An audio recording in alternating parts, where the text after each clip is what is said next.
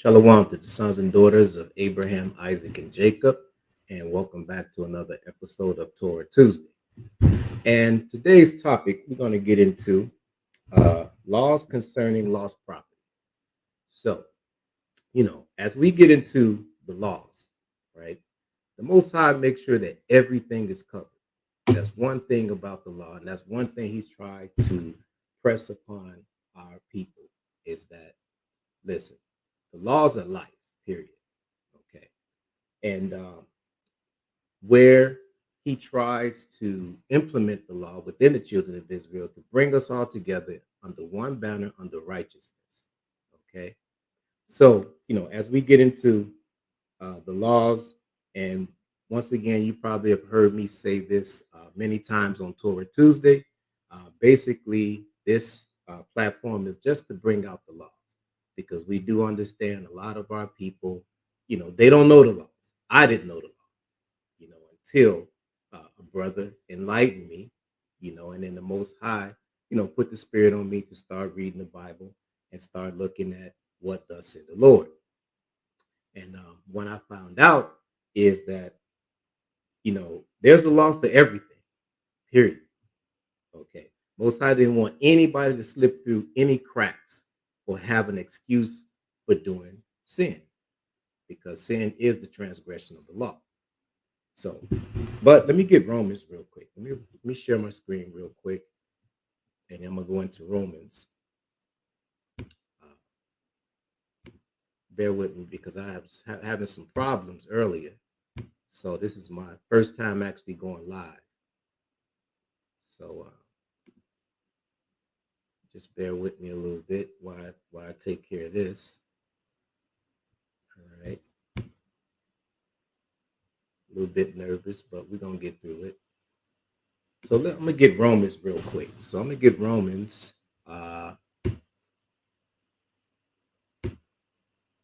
Get Romans, and I'm going to go to 4 and verse 15. 4 and 15. Now it says, because the law worketh wrath, for where no law is, there is no transgression. So when it says that the law worketh wrath, meaning that there's always going to be a little controversy about the law because the law is going to correct any kind of situation. The laws of God is going to correct any kind of situation, believe it or not. Read it for yourself. So that's why it calls wrath, because maybe a person want to hear it, maybe a person don't want to hear it, because there's going to be a wrong and there's going to be a right. That's why the Most High always had judges. Okay, righteous men to judge the situation. All right. So it says for where there is for where no law is, there is no transgression. So now we know that the Most High is perfect. So where there's no law, there's no transgression. We have to keep that in mind. That's why we always refer people back to the law, because the situation is always going to formulate around the Holy Bible, around the first 5 books of the Bible. Okay. I'm going to stay in Romans. Let me get Romans chapter 3. Let me get Romans chapter 3, and I think I want 31.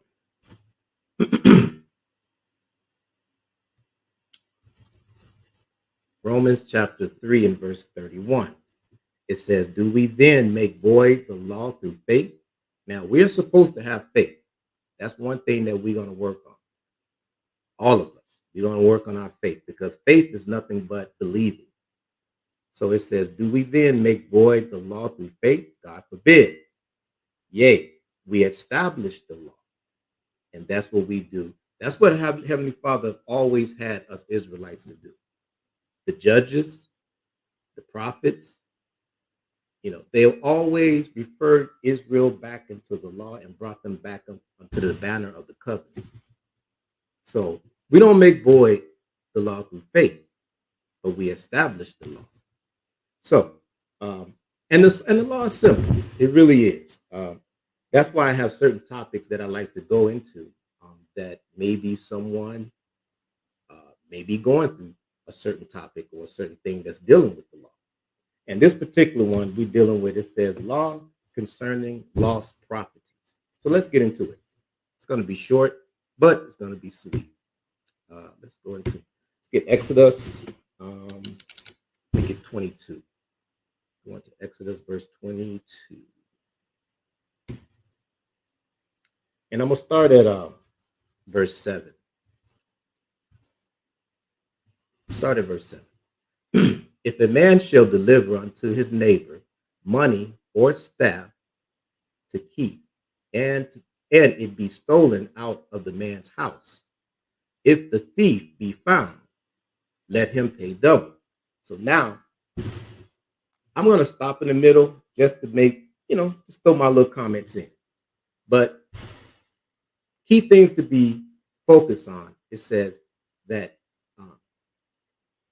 one of the things is that he throw in thief, because if you lend someone something, right, and then you come back for it and he say, well, I don't have it, but he's trustworthy, then he has to say, well, maybe somebody stole it. So when I was reading this particular portion of the law, it says the thief. That's what kind of made me think about it. I said, well, that's true, because if a brother is trustworthy, he leaves it with you, then he comes back for it and it's not there, somebody must have stolen it. So keep that in mind. I'm gonna read it from the top again. Verse 7. It's going to get to verse 8. If a man shall deliver unto his neighbor money or staff to keep, and it be stolen out of the man's house, if the thief be found, let him pay double. Verse 8. If the thief be not found, then the master of the house shall be brought unto the judge to see whether he have put his hand unto his neighbor's goods. See, now it goes into that trustworthiness, because if the brother said, well, man, I don't believe you, he said, man, I wouldn't do that to you. So then we take it to the judge, and then the judge look at the matter, and then he makes that decision. Okay. But then it's going to be even clearer as we go a little bit further down. Verse 9. It says, for all manner of trespass, whether it be for ox, or ass, or sheep, or raiment, or for any manner of lost thing, which another challenge to be his, the cause of both parties shall come before the judge, to whom the judge shall condemn, he shall pay double unto his neighbor. That's the judgment. So you go there with the situation, like you said, the judge hears both sides, and then he gives his judgment upon the situation, and then that person have to pay double. Okay, so now I'm going to continue to read on. If a man deliver unto his neighbor an ass, or an ox, or a sheep, or any beast to keep, and it die, or be hurt, or driven away, no man seen it. So now, once again, he's trusting his neighbor. Now, another thing too, a neighbor meaning that just not the neighbor that lived next door to you. A neighbor is someone that is present even at that time. If I have someone that's next to me, then that considered my neighbor. But also, if I live next to someone, that's my neighbor as well.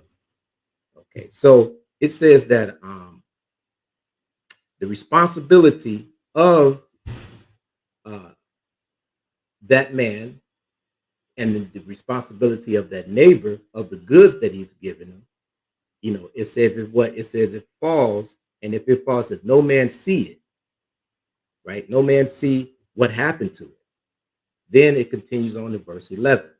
It says, and no man see, then shall the oath of the Lord be between them both, that he have not put his hand unto his neighbor's goods, and the owner of it shall accept thereof. See, because the Most High sees all things. All things. So that's when he comes in and he says, and the owner of that shall accept thereof, because the judgment has been set. It's just gone. You know. Now the neighbor should double back and be like, nah, man, I ain't lending him nothing else because I suffered a loss. Okay. So I'm gonna continue on. It says, and the owner of it shall accept thereof, and he shall not make it good. See, now the neighbor has suffered a loss, but he know that, you know what, I did place it in his hands. I know the brother is trustworthy, so okay, it is what it is. Now let's go to verse 12. It says, and if it be stolen from him, he shall make restitution unto the owner thereof. Now, if it's come to a point where it's been stolen, somebody else have the goods, somebody seen the goods with somebody else, then it says that, and if it be stolen from him, he shall make restitution unto their owner. So now the brother, he's not going to suffer a loss. You know, the person that he relied upon and gave his goods to have to restore those goods. And believe it or not, I sit back, when you read the scriptures, and a lot of times we have to refer to the wilderness, because remember when we was coming out of Exodus, we were still under the teachings and the understanding of the Egyptians. See, this is why the Most High had our forefathers to dwell in the wilderness, because he had just had to purge that all out. It's sort of like exactly like we're here in America. We have the thoughts of America because we've been born and raised here. So, if the Most High had put us in the wilderness, then he would have to purge out how we conduct business here in America, how we treat one another, what laws that America has placed upon us. All that has to go out the window. And then the Most High laws have to come in and be instituted within the nation. So, that's where it may seem simple, but really these laws go a long way in establishing righteousness. Okay. Verse 13. Now it's going into it, it just keeps going down about the responsibility of lost items. Verse 13. If it be torn in pieces, then let him bring it for witness, and he shall make good that which was torn. Once again, he lent it out. If it comes back, the brother wants his goods, whether it be an animal, whatever, it's been torn. He said, bring it as a witness. And then it says, and he shall make good that which was torn. So you always have to make good of the responsibility. That's the true essence of this particular law. Stolen goods, lost goods, trustworthy, all of that combines, and judgment. Because once that judgment has been set through or set forth, then you have to be man enough and woman enough to replace those goods. And believe it or not, I have some cousins that like you say, you lend them something or you give them something to hold for you, and all of a sudden it don't come back. It's a big fight. It's a big fight. But that's when these laws come in and kind of settle things down and keep things within righteousness. All right. So verse 15, it says, but if the owner thereof be with it. See, now I'm gonna go back and read 14 again. Then I'm gonna read 15. It says, if a man borrow aught of his neighbor, and it be, let me go back up. Let me go back up to 13. It says, if it be torn in pieces, then let him bring it for witness. He shall not make it good that which was torn. Verse 14. And if a man borrow aught of his neighbor, and it be hurt or die, the owner thereof being not with it, being not with it, he shall surely make it good. Verse 15. But if the owner thereof be with it, he shall not make it good. For if it be an higher thing, it came for his hire. Okay. So I'm going to read that 15 again. Let's get some clarity on that.